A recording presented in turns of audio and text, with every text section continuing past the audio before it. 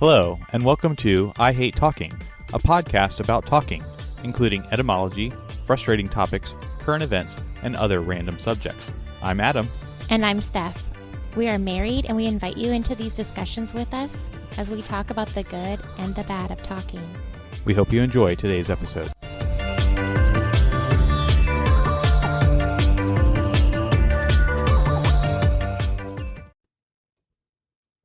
Welcome to episode 12 of I Hate Talking.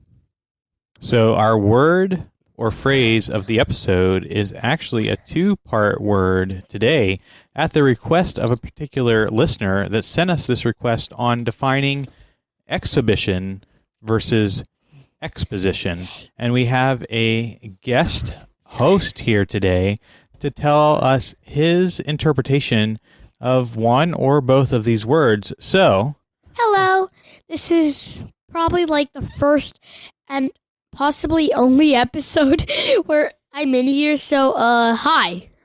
So, would you like to tell us what your particular definition of either word is, or you can do both, exposition or exhibition? I think expedition means like a word close to explore or adventure, and then I don't know the second one. Yeah, so there's actually maybe a third word that we can interpret here. Of course. Expedition, which I think is what you were getting at, is a journey or voyage undertaken by a group of people with a particular purpose, especially that of exploration, scientific research, or war. So I basically said that. I literally said like something like adventure or something. Exactly. So expedition is an adventure, journey, or voyage undertaken by a group of people. Okay. So at the request of our listener, there's actually two other words that will define exhibition and exposition, which both have root words that may be helpful in defining those. Exhibition, which is like an exhibit. So did you recently have any particular things that you exhibited as a project? Like the zoo? Or a particular animal that you favor? Ducky! So tell the audience about your duck exhibit. I like duckies because they're my favorite animal. And you created a poster board with different facts and figures about ducks, is that correct? Yes. And that would be considered an exhibit. The other word that we are considering today is exposition, which has the root word of exposit, which may even be familiar to some of our listeners that listened to our very first episodes that included the definition of the word posit, which has a part in the word exposit as well as exposition. Yeah, I guess the first episode was pretty good for a first episode. Exactly. So exposition is a comprehensive description and explanation of an idea or theory, whereas an exhibition is a public display of works of art or items of interest, like ducks, that are held in a particular gallery, museum, or fair. You didn't say zoo. I did not say zoo, but I think that there could be an exhibition Ducks at are a zoo. zoo animals. Yeah, ducks can be in a zoo. Ducks can be in a zoo, and they can be part of an exhibition, and they can be part of an exhibition at a zoo. Wait, so a zoo is an expedition. Did I say it right? Expedition. And then there could also be another expedition at the zoo. I think it is quite possible to use all three of these words in one sentence, because an interesting definition of exposition is a large public exhibition of art and trade goods. So you can have an exhibition at an exposition on an expedition. I did not know what you just said, but it sounds very awesome. It is very awesome because you could take an expedition to the zoo to see an exposition that consists of different exhibitions. It sounds like you use the same word more than once. These words do sound very similar, but we are using the word expedition as an adventure and exposition as a large public display and exhibition as a public display of works of art or items of interest. Okay. And those are our 2 words, nay, 3 words of the episode. Wait, nay's a word too? I thought it was just those 3 words. We did 3 words, and perhaps in a future episode, our word or phrase of the episode could be nay. It means no, by the way, so spoiler alert. Hee hee. And there you have it. So now we continue this expedition of an episode. Mm-hmm. So what will we exposit or exhibit? I have no idea. But your guest host was super cute. Indeed, he was. And it's interesting because we had actually discussed some of the things that we were going to talk about on this episode just a few short hours ago. Oh no, I don't remember what you're talking about. I don't know what we're going to talk about, and I don't know what you're referencing from the past either. So did we talk about this maybe a minute ago? I'm like a goldfish. Or 1 second ago? Maybe. Indeed, we did not. But Oh, okay. I'm not crazy after all. well, that is still yet to be decided. However, we are going to be in part talking about the words that people use to describe how long they must wait for something to be done. Is it going to be 1 second from now or 1 minute?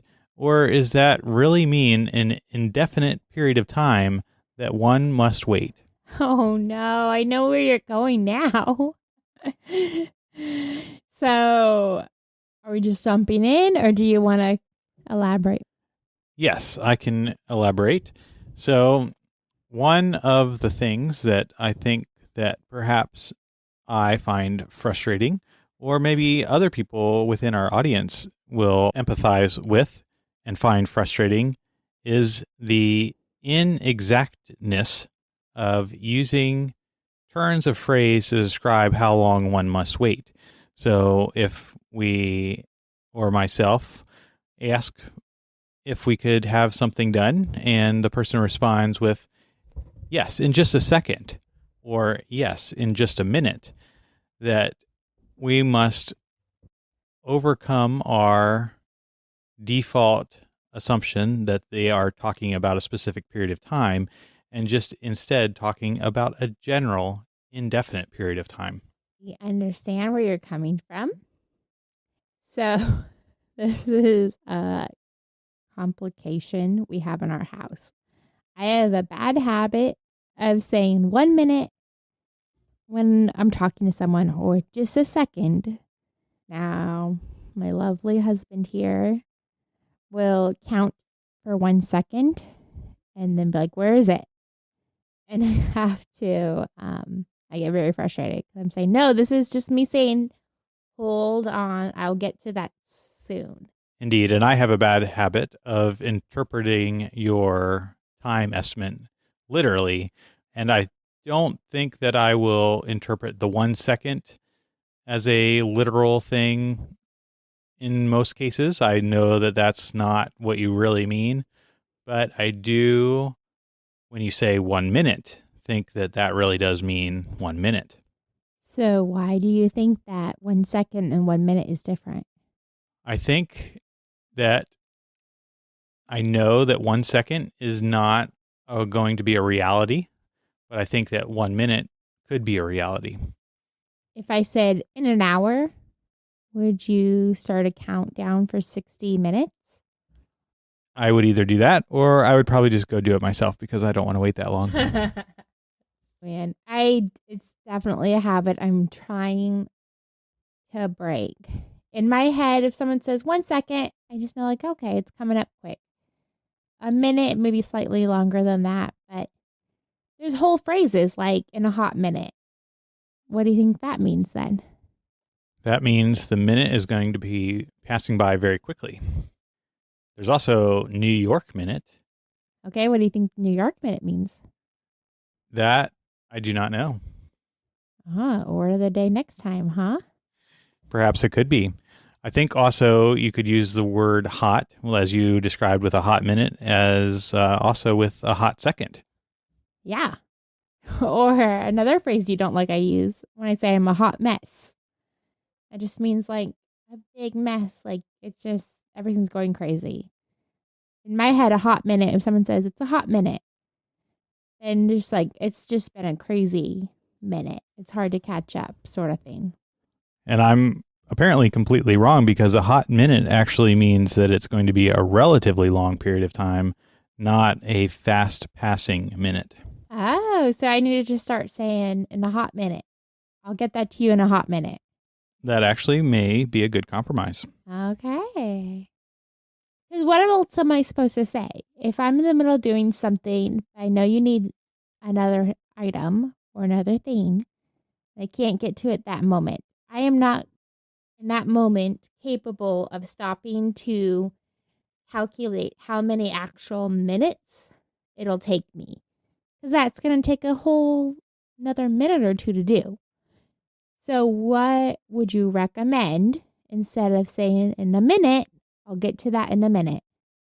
I do like the one word that you previously used to describe that in that moment, you cannot precisely calculate how much time will be required.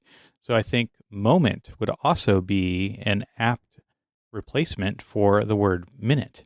So you would prefer moment over second or minute? Indeed, I would.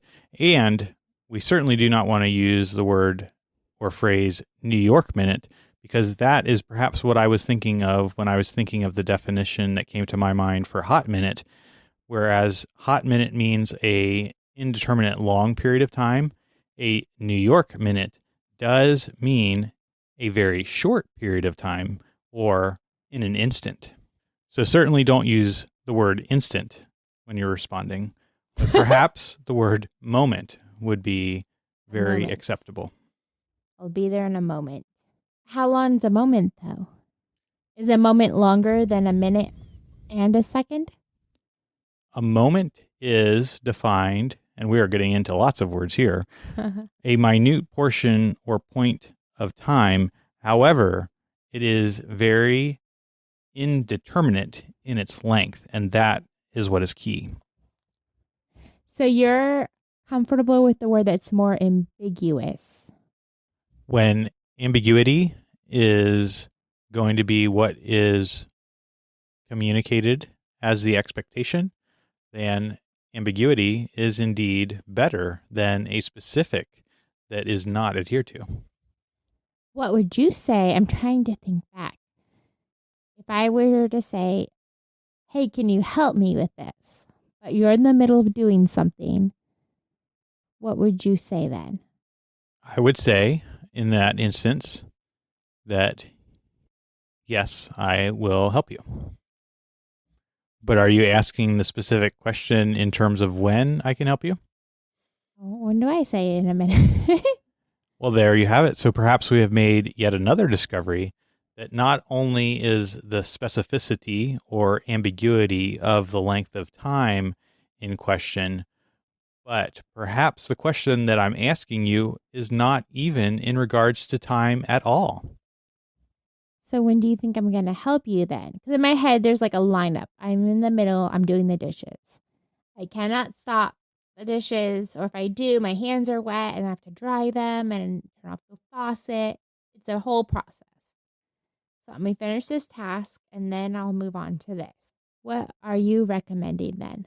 So in that particular example, perhaps a response that I would find more pleasing to my own interpretation, which again, we're learning both ways that we have opportunities.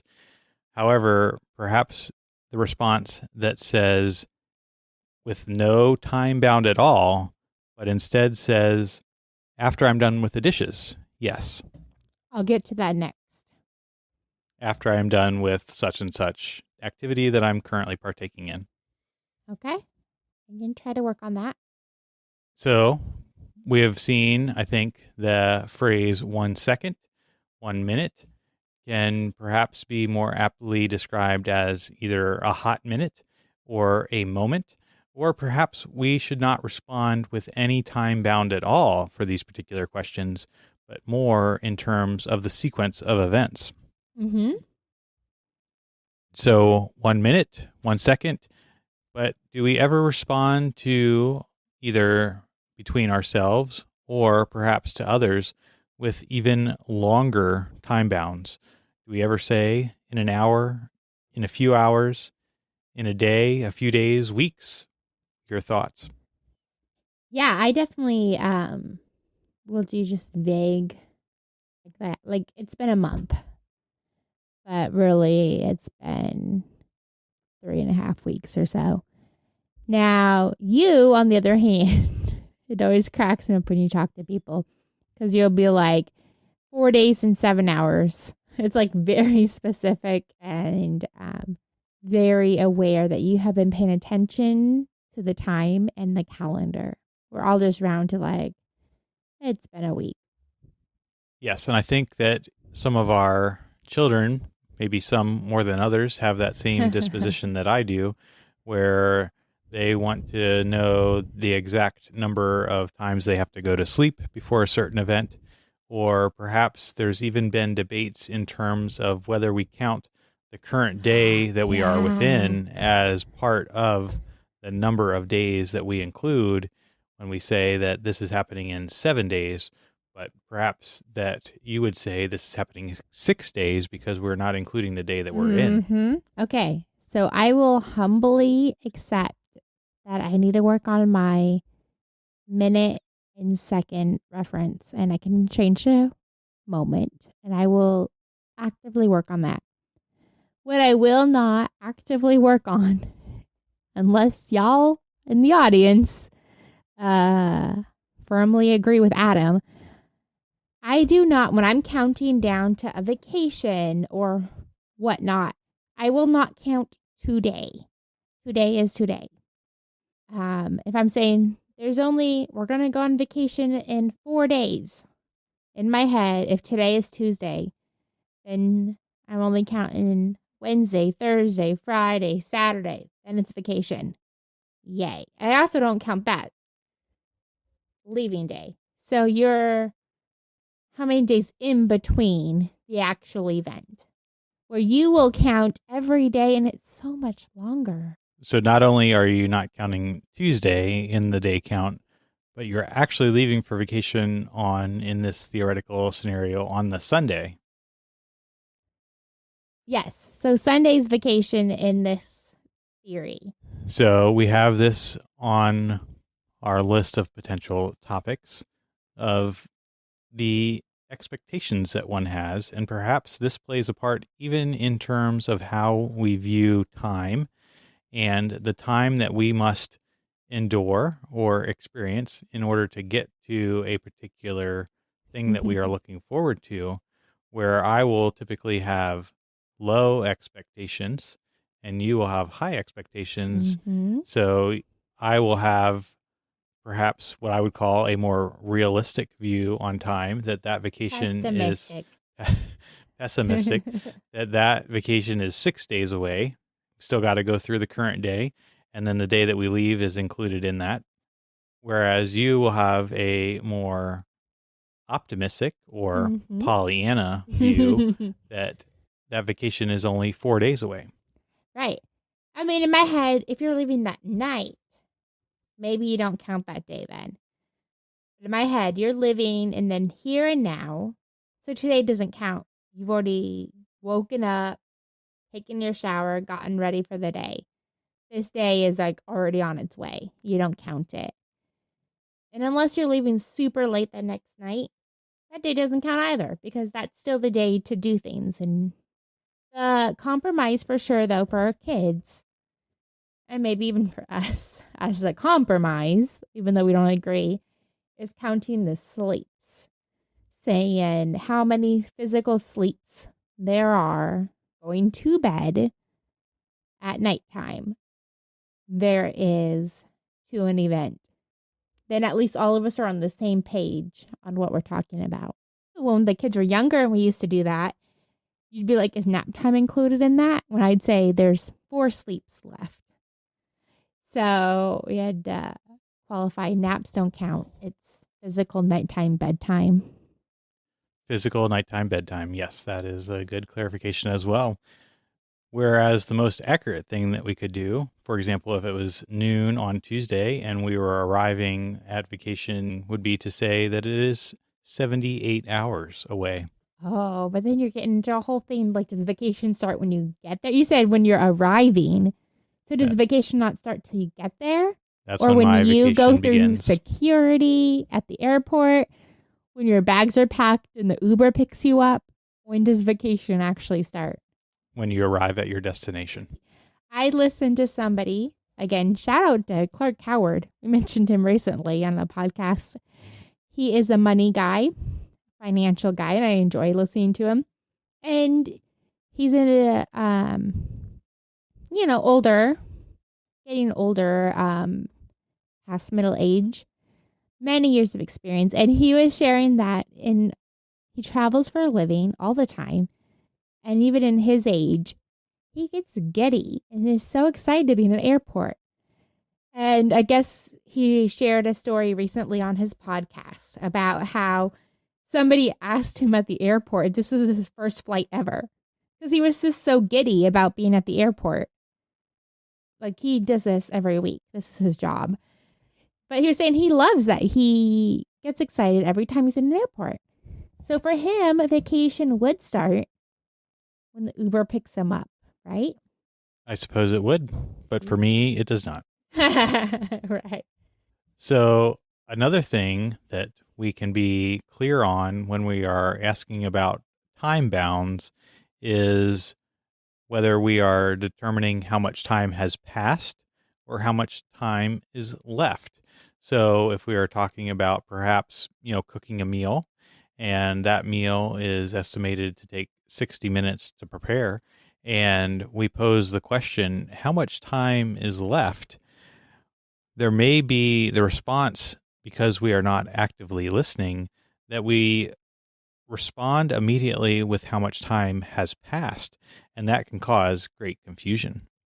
So if we ask that question and 40 minutes have passed, but the question is how much time is left, because we know that the total time that we are expecting this meal to take is 60 minutes, we would be expecting to hear the response of 20 minutes, and we will have greatly different results if the response is actually 40 minutes, because the person is hearing that they are being asked how much time has passed instead of how much time is left. Oh, right. If they're calculating how long they have been preparing or cooking. Indeed. And our final example for our time bounds and the importance of clear communication is ETA, or estimated time of arrival. Okay, well, what do you think about people who, have you seen those memes where people will be like, I'm on my way, but really that means they're just putting their shoes on and looking for their keys? That is a possibility. But what I'm getting at actually is that an estimated time of arrival is actually the time reported on the clock, and not necessarily a countdown of how much time it will take for someone to get somewhere. Okay. So for us, how we work like that, you and I both have, when we're talking about what time we need to leave, not necessarily arriving, but what time we need to leave, we have different things. In my head, when it's time to leave, like, we have to get there at 10. It takes 20 minutes. In my head, we need to leave at 9:40. So we need to leave the house at 9:35.